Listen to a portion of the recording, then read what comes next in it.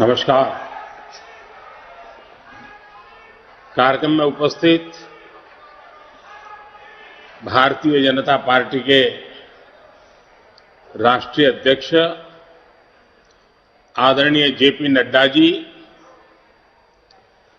Party के अन्य सभी पदाधिकारीगण, देश विदेश में उपस्थित भाजपा के कोटि कोटि कार्यकर्ता, देवी और सज्जनों, आज हम सभी अपनी पार्टी का स्थापना दिवस मना रहे हैं। मां भारती की सेवा में समर्पित प्रत्येक भाजपा कार्यकर्ता को इस शुभ अवसर पर बहुत बहुत बधाई देता हूं। भाजपा की स्थापना से लेकर आज तक जिन महान विभूतियों ने अपने खून पसीने से इस पार्टी को सींचा है, पार्टी को संवारा है, पार्टी को समृद्ध किया है, पार्टी को सशक्त किया है, देश के कोटि कोटि जनों की आवाज को बुलंद किया है, उन सभी को, छोटे से छोटे कार्यकर्ता से लेकर के वरिष्ठ पद पर से पार्टी की और देश की सेवा करने वाले सभी महानुभावों का मैं आज शीश झुका करके प्रणाम करता हूं। साथियों, आज हम देश के कोने कोने में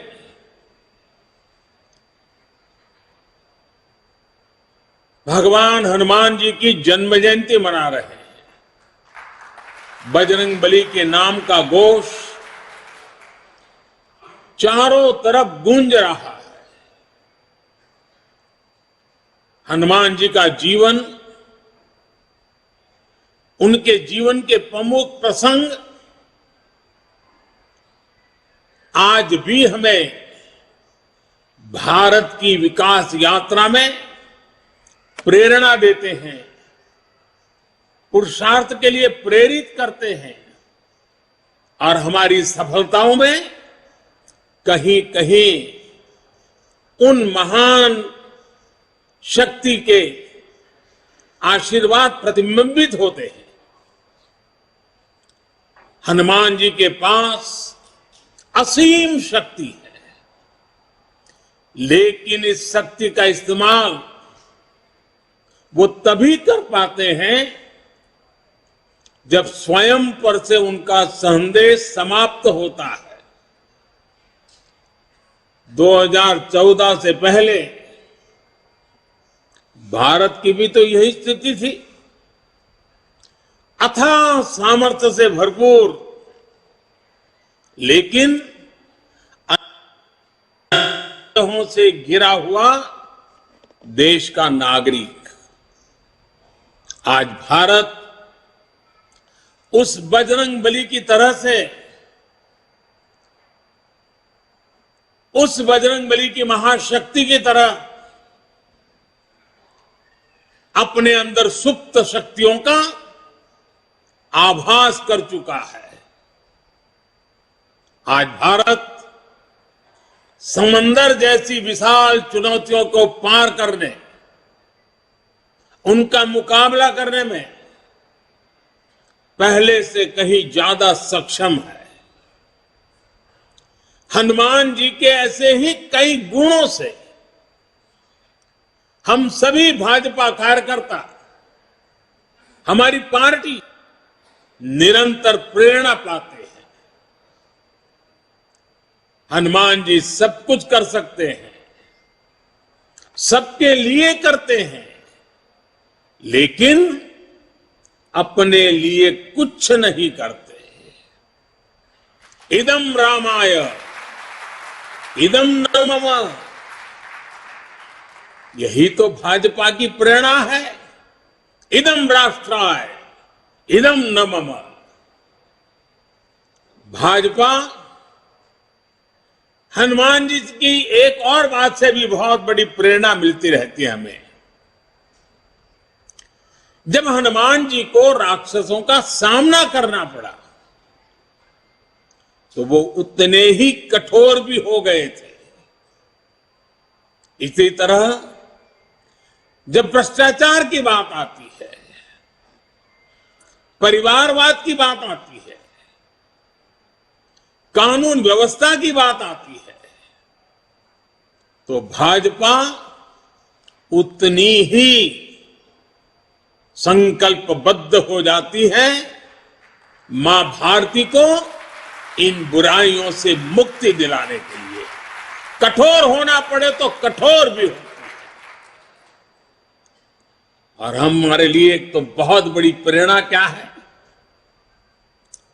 आज की मॉडर्न परिभाषा में जिन बातों को बार बार जिक्र किया जाता है, और वो है कैन डू एटीट्यूड।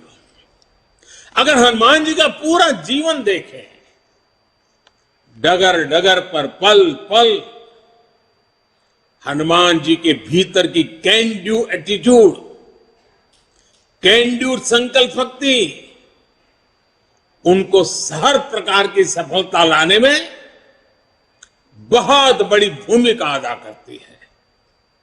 कहा भी गया है, कवन सो काज कठिन जग माही, कवन सो काज कठिन जग माही, जो नहीं होई तात तुम्ही पाही, तुम्हें पाही। यानी ऐसा कोई भी काम नहीं है जो पवन पुत्र हनुमान कर नहीं सकते। इसलिए जब लक्ष्मण जी पर संकट आया तो हनुमान जी संजीवनी बूटी के लिए पूरा पर्वत ही उठा करके ले आए। भाजपा भी इसी प्रेरणा से परिणाम लाने में, लोगों की समस्याओं का समाधान करने का प्रयास करती रही है, करते रहना है, करते रहेंगे। इसलिए साथियों, आज के पवित्र अवसर पर को स्मरण करना है, राम काज किने बिनु, राम काज किने बिनु मोही कहां विश्राम। भाइयों और बहनों, भाजपा वो पार्टी है जिसके लिए राष्ट्र सदैव सर्वोपरि रहा है। एक भारत श्रेष्ठ भारत जिसकी आस्था का मूल मंत्र रहा है। जब जनसंघ का जन्म हुआ था तो हमारे पास न ज्यादा सियासी अनुभव था, न साधन थे, न संसाधन थे, लेकिन हमारे पास मातृभूमि के प्रति भक्ति, हमारे पास लोकतंत्र की शक्ति थी। जो देश लोकतंत्र की जननी हो, मदर ऑफ डेमोक्रेसी हो, उसकी जनता के नीर क्षीर विवेक पर प्रारंभ से हमारी आस्था रही है और दिनों दिन वो आस्था और मजबूत होती जा रही है। इसलिए जनभावना, जन आकांक्षाओं को ही हमने भाजपा की चेतना शक्ति बनाया है। हमने राष्ट्र प्रथम, नेशन फर्स्ट के मंत्र को अपना आदर्श बनाया है। भाजपा ने लोकतंत्र की कोख से जन्म लिया।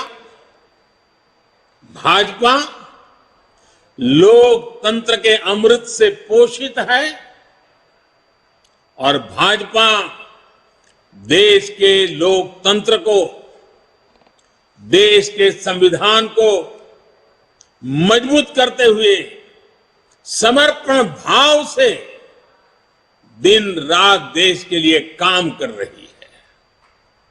साथियों, हमारा समर्पण है मां भारती को, हमारा समर्पण है देश के कोटि कोटि जनों को, हमारा समर्पण है देश के संविधान को। साथियों, आज भाजपा विकास का पर्याय है, विश्वास का पर्याय है, नए विचार का पर्याय है और देश की विजय यात्रा का भी एक मुख्य सेवक बनकर के अपनी भूमिका निभाता रहा है।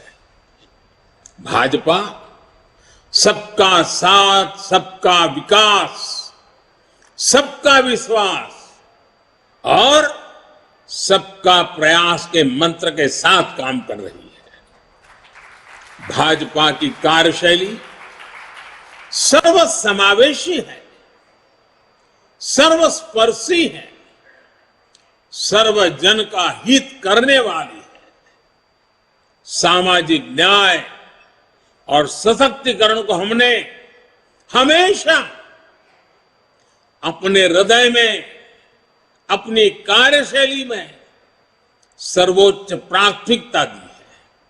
सामाजिक न्याय ये हमारे लिए राजनीतिक नारेबाजी का हिस्सा नहीं, ये हमारे लिए आर्टिकल ऑफ फेथ है।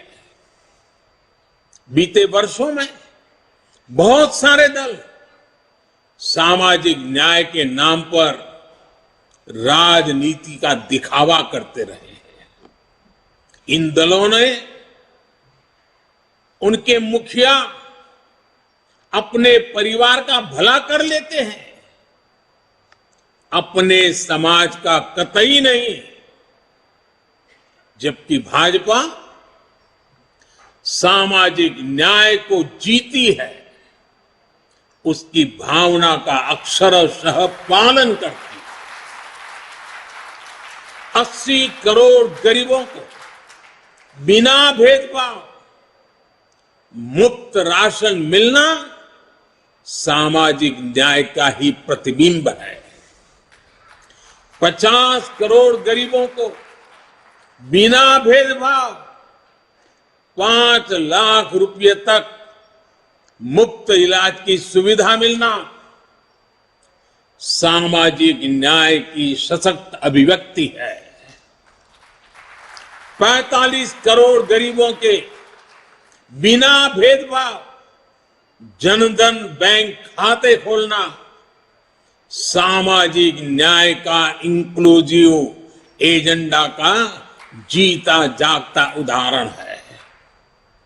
11 करोड़ गरीबों को बिना भेदभाव शौचालय मिलना, यही तो सामाजिक न्याय है, यही तो सामाजिक न्याय के प्रति हमारी भक्ति है। बिना भेदभाव, बिना तुष्टीकरण, बिना स्वार्थ, बिना वोट बैंक की राजनीति किए भाजपा आज सामाजिक न्याय का भी सच्चे अर्थ में धरती पर इरादों को साकार करने वाला, देश के दबे कुचले समाज के लिए आशा की किरण बना हुआ एक पर्याय बनकर के उभरा है। साथियों, आज भाजपा देश में एक नए पॉलिटिकल कल्चर का भी नेतृत्व कर रही है। कांग्रेस और उनके जैसी पार्टियों का कल्चर, उन पार्टियों की पहचान क्या है? ये उन्हीं के कल्चर में से पैदा हुई है। उन पार्टियों की पहचान है, पार्टी का नाम लेते ही एक ही बात दिखती है, सारी पार्टियों का तरफ देख लीजिए, परिवारवाद, वंशवाद, जातिवाद और क्षेत्रवाद का बंधक है ये सारे लोग। जबकि भाजपा का पॉलिटिकल कल्चर प्रत्येक देशवासी को साथ लेकर चलने का है। कांग्रेस और उसके जैसी पार्टियों का कल्चर छोटा छोटा सोचना, छोटे सपने देखना और उससे भी कम हासिल करके खुशियां मनाना बस, और खुशी एक दूसरे की पीठ थपथपाना। भाजपा का पॉलिटिकल कल्चर है बड़े सपने देखने और उससे भी ज्यादा हासिल करने के लिए जी जान से खप जाना, शरीर का कण कण, समय का पल पल खपाने का हौसला रखते हैं। कांग्रेस और उसके जैसी पार्टियों का कल्चर महिलाओं की समस्याओं, उनकी रोजमर्रा की चुनौतियों की परवाह ही नहीं करता है। जबकि भाजपा का पॉलिटिकल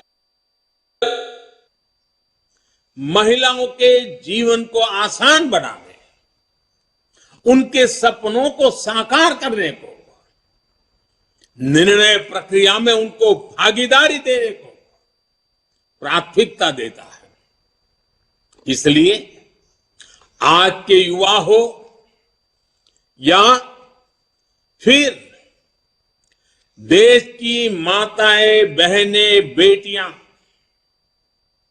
भाजपा के साथ हम पल पल अनुभव कर रहे हैं। हमारी माताओं बहनों के आशीर्वाद बढ़ते चले जा रहे हैं, जुड़ाव महसूस करती हैं, अपनापन महसूस करती है। इसलिए आज ये सभी भाजपा के साथ कंधे से कंधा मिलाकर चल रहे हैं। साथियों, आज स्थापना दिवस के इस शुभ अवसर पर हम सबके लिए अपने सपनों को, अपने संकल्पों को, मां भारती के सेवा के लिए समर्पित अपने हर कार्यकर्ता के जीवन को देखते हुए बहुत सी बातों को बार बार समझने की आवश्यकता होती है। 2014 में जो हुआ वो केवल सत्ता परिवर्तन नहीं था। 2014 में भारत के लोगों ने भारत के पुनर्जागरण की नई यात्रा का शंखनाद कर दिया है। 800 साल से ज्यादा की गुलामी से बाहर निकलकर एक राष्ट्र अब अपना खोया हुआ गौरव पाने के लिए फिर से उठ खड़ा हुआ है। और इस प्रक्रिया में दशकों से चली आ रही बुराइयां, चुनौतियां धीरे धीरे कमजोर पड़ती जा रही है। अब देश पंच प्राणों की शक्ति से आगे बढ़ रहा है। साथियों, सन 47 में अंग्रेज भले चले गए, लेकिन जनता को गुलाम रखने की मानसिकता यहीं पर कुछ लोगों के जहन में बो करके चले गए, यही छोड़ गए थे। इसलिए आजादी के बाद के वर्षों में देश में ऐसा वर्ग खूब फला फूला जो सत्ता को अपना जन्मजात हक समझता था। इन लोगों की बादशाही मानसिकता ने देश की जनता को हमेशा अपना गुलाम माना। 2014 में इस दबे कुचले शोषित वंचित वर्ग ने अपनी आवाज बुलंद की। बादशाही मानसिकता के लोग इस वर्ग की आवाज सुनने की तो बात छोड़ दीजिए, पल पल कुचलते रहते थे। इसलिए हमारी सरकार के पहले कार्यकाल में ही बादशाही मानसिकता वाले इन लोगों ने इन शोषितों, वंचितों, दलितों, पिछड़ों कोई मौका नहीं छोड़ा उनकी मजाक उड़ाने में। हर पल उनकी मजाक उड़ाते रहे। हमारी योजनाओं को, हमारे कार्यक्रमों को निम्न स्तर का बताने की होड़ बढ़ाई गई। जब मैंने लाल किले से स्वच्छ भारत अभियान की चर्चा की, गांवों को, गरीब को, मेरी माताओं बहनों को इज्जत कर देना, शौचालय की सुविधा देने की बात जब मैंने की, तो यही लोग क्या क्या नहीं कहते थे। जब मैंने डिजिटल इंडिया की बात की तो इन्होंने अपनी ताकत, पूरी ताकत उसे खारिज करने में, देश के लोगों में भ्रम पैदा करने में, निराशा पैदा करने में पूरी शक्ति झोंक दी। ये तर्क दिए जाने वाले और ये कहने लगे देश में बड़ी आबादी अनपढ़ है, अनजान है, वो कैसे डिजिटल इंडिया का लाभ ले पाएगी। साथियों, जब हमारा मजाक उड़ाकर ये सफल नहीं हुए तो बादशाही मानसिकता वाले इन लोगों की नफरत और ज्यादा बढ़ गई। उन्होंने कभी सोचा नहीं था कि दशक से हिंसा से जूझ रहे जम्मू कश्मीर और नॉर्थ ईस्ट में शांति का सूरज उगेगा। इन्होंने कभी कल्पना भी नहीं की थी कि आर्टिकल 370 कभी इतिहास हो जाएगा। जो काम दशकों तक सरकार चलाने वाले नहीं कर सके, वो काम भाजपा सरकार कैसे कर रही है, ये इन्हें पच नहीं रहा है।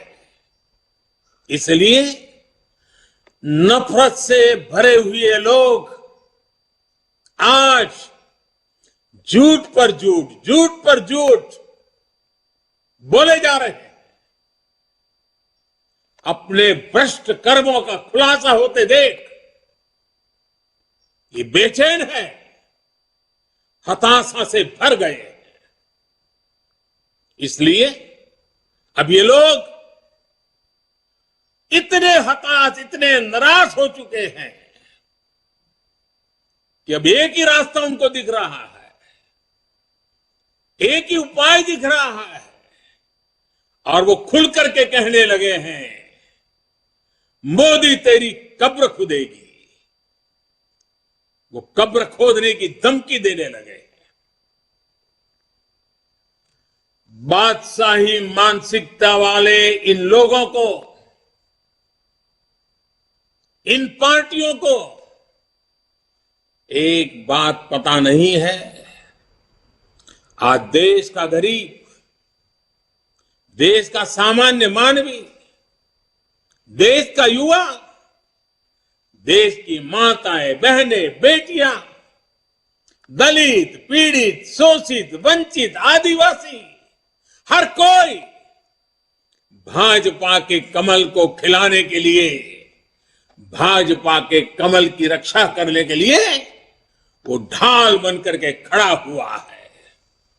साथियों, अपने अस्तित्व की लड़ाई लड़ रहे इन राजनीतिक दलों की हमारे खिलाफ साजिशें चलती रहेगी, लेकिन हम देशवासियों के सपनों को, देशवासियों की आकांक्षाओं को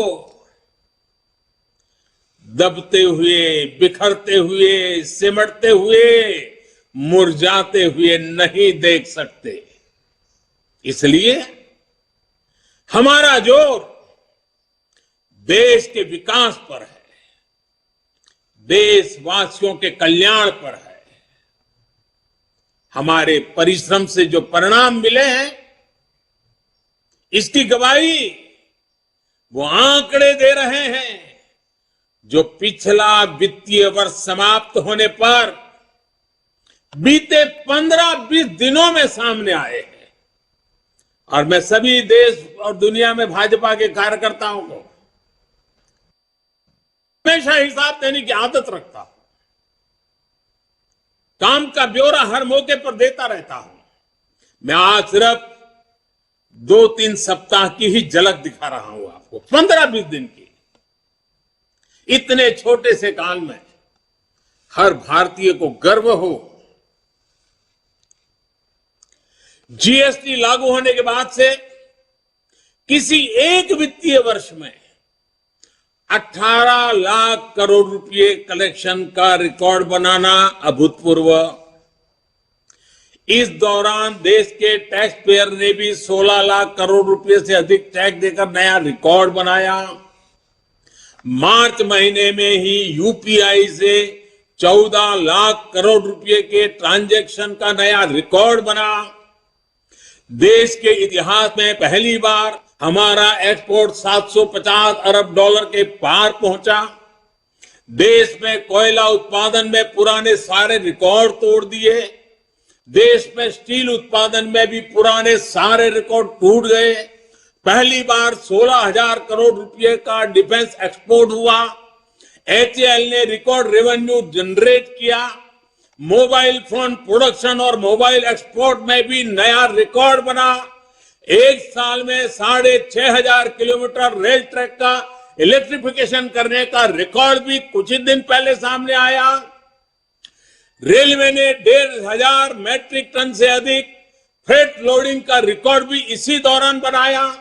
देश के बड़े पोर्ट्स ने एक साल में करीब 800 million metric ton cargo handle करने का नया रिकॉर्ड बनाया। लगातार बन रहे विकास के ये रिकॉर्ड दिखाते हैं कि देश कितनी तेजी से आगे बढ़ रहा है। मैं एक सांस में जितना बोल पाया बोल दिया। साथियों, आज हम सबका सौभाग्य है कि आज एक राजनीतिक कार्यकर्ता के रूप में हमें आजादी के अमृत काल में देश की सेवा का अवसर मिल रहा है। हमें भविष्य के भारत का निर्माण भी करना है और मेरे सब कार्यकर्ताओं को, भाजपा के हर सिपाही को हर स्तर पर उसका नेतृत्व भी करना है। हमारे प्रयास में अगले 25 वर्षों का विजन शामिल होना चाहिए।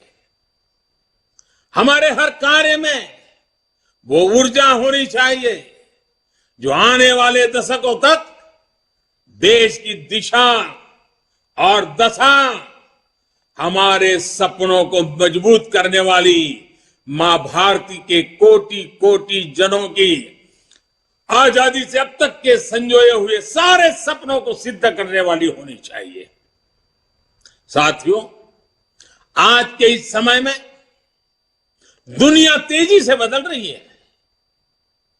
हमें भविष्य के हिसाब से भी अपनी पार्टी को निरंतर विकास करने की, विकसित करने की, सामर्थ्य बढ़ाने की कोशिश कभी भी रुकने नहीं देना है। हम पहले भी करते आए हैं, आगे अब जरा और गति से करना होगा। 6-7 वर्ष बाद मैं सभी कार्यकर्ताओं से आग्रह करता हूं, 6-7 वर्ष बाद भारतीय जनता पार्टी के 50 वर्ष पूरे होंगे। जब भाजपा के 50 वर्ष पूरे हो, उस समय पार्टी का व्याप कितना होगा, स्वरूप कैसा होगा, हमारे लक्ष्य क्या होंगे, ये हमें अभी से तय करना होगा। हमें नए आइडियाज को, नए इनोवेशंस को अपनाना होगा। पार्टी में उन्हें एक प्रकार से हमारा जीवन का, कल्चर का हिस्सा के रूप में ऐसे जोड़ना होगा, उसे बढ़ाना होगा। जैसे मेरा एक सुझाव है कि हम पार्टी में टेक्नोलॉजी को हर स्तर पर आगे लेकर आए। हम विभिन्न स्तरों पर टेक्नोलॉजी सेल्स बना सकते हैं। हम युवाओं की ऐसी टीम बना सकते हैं जो आधुनिक टेक्नोलॉजी को मॉनिटर करे, उसे जनता तक पहुंचा के लिए कैसे इस्तेमाल कर सकते हैं। हम एक्सपर्ट से सुझाव लें, हम सेमिनार करें, एक्सपर्ट्स को लेकर बुला करके बदलते हुए विश्व को समझने की कोशिश करें। सोशल मीडिया में भी हमें नए तौर तरीकों के बारे में सोचना होगा। आजकल रील्स, यूट्यूब, ट्विटर, फेसबुक और इंस्टाग्राम के जमाने में ज्यादा से ज्यादा युवाओं में, इस युवा पीढ़ी में प्रोफेशनल से जुड़ने के लिए हमें राजनीति के नए आयामों को विकसित करना ही है। कम्युनिकेशन और इंफॉर्मेशन भाजपा के निरंतर विस्तार में बहुत बड़ी भूमिका निभाने वाले हैं। इसके लिए हमें अपने कार्यकर्ताओं की ट्रेनिंग, पंचायत से लेकर पार्लियामेंट तक चुने हुए प्रतिनिधियों की ट्रेनिंग के नए प्लेटफॉर्म बनाने होंगे। साथियों, संगठन शक्ति, कार्यकर्ताओं की एकजुटता, ये भाजपा की प्राण शक्ति है, हमारा प्राणवायु है। इसे नित निरंतर ऊर्जा देते रहना भी हम सभी का कर्तव्य है। हमें अपने विस्तार के लिए, दूसरों से सीखने के लिए देश के भीतर और बाहर हर तरफ दृष्टि रखनी होगी। हमें विश्व की दूसरी लोकतांत्रिक पार्टियों के साथ भी समन्वय और संवाद बढ़ाने के बारे में काम करना चाहिए। मेरा आग्रह है, हमारे यूथ विंग्स, महिला विंग्स दूसरे देशों की उन पार्टियों के इन विंग्स और कार्यकर्ताओं से जुड़े, अपने अनुभव साझा करें और उनसे सीखें। हमारे सांसदों को भी संवाद, उनके प्रेशर बहुत रहता है। मैं जानता हूं, एक सांसद को इतने प्रकार के काम रहते हैं, लेकिन सांसद के पास जानकारियों के स्रोत भी बहुत रहते हैं। वो कार्यकर्ताओं को बहुत अच्छी तरह गाइड कर सकते हैं। कार्यकर्ताओं की क्षमता बढ़ाने में वो बहुत बड़ी भूमिका अदा कर सकते हैं, हमारे जनप्रतिनिधि, क्योंकि उनको काफी जानकारियों के लिए अवसर मिलता है। उनका लाभ जितना ज्यादा हमें मिले, पार्टी को मिले, हमें कोशिश करनी चाहिए। हम पार्टी में अलग अलग मोर्चों के माध्यम से समाज के अलग अलग वर्गों के लिए संघर्ष करते रहें। जहां जरूरत पड़ेगी संगठन करेंगे, जहां जरूरत पड़ेगी लोकतांत्रिक तरीकों से संघर्ष करेंगे, जहां जरूरत पड़ेगी समर्पण की मात्रा बढ़ाते जाएंगे। लेकिन साथियों, अब हम उस दायरे में पहुंचे हैं, अब समय आ गया है कि सभी मोर्चे समाज की आवाज उठाने के साथ साथ एक फ्यूचरिस्टिक विजन के साथ उनकी हर छोटी मोटी तकलीफों से मुक्ति के आधुनिक तौर तरीके अब क्या हो सकते हैं, कम समय में कम संसाधनों से भी उत्तम से उत्तम परिणाम लाने के तरीके क्या हो ताकि उनका जीवन बहुत तेजी से बदल सके और 2047 आजादी के जब 100 साल हो तब विकसित भारत का सपना सिद्ध करने में कोटि कोटि जनों की भागीदारी बढ़े। हर मोर्चे को सोचना चाहिए कि वर्तमान और भविष्य की चुनौतियों का स्थायी समाधान कैसे हो। उदाहरण के लिए हम सभी पहले किसानों की समस्या उठाते थे, किसान मोर्चा उसमें बड़ी भूमिका निभाते थे।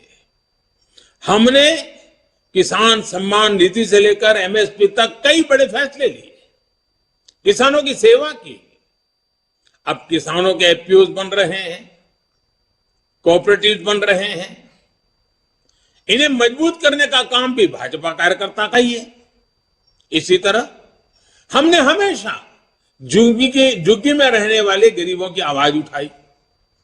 जब हमें सेवा का मौका मिला तो हमने उन्हें पक्के मकान दिए, शौचालय दिए, गैस कनेक्शन दिए। हमें इसी तरह आगे के लक्ष्य तय करने हैं। ये समाधान स्थायी होने चाहिए और फ्यूचर रेडी होने चाहिए। इस तरह के प्रयासों के लिए हम पार्टी में नए इंटेलेक्चुअल सेल्स भी बना सकते हैं, नए विचारों पर सेमिनार्स करने और उन पर आगे बढ़ने की एक व्यवस्था तैयार कर सकते हैं। साथियों, जब हमारे सामने 2047 के विकसित भारत जैसा बड़ा लक्ष्य है तो हमारी ये जिम्मेदारी है कि परिश्रम में कोई कमी नहीं छोड़े। हमें सफलताओं को सेलिब्रेट तो करना है, लेकिन अगले ही पल अगली चुनौती के लिए कमर भी कसनी है। और हमें ये सब बीजेपी की मूल विचारधारा के प्रकाश में ही करना है। भारत के संविधान की सीमाओं में ही रहना है। हमें भारत के समाधान उधार की सोच से नहीं,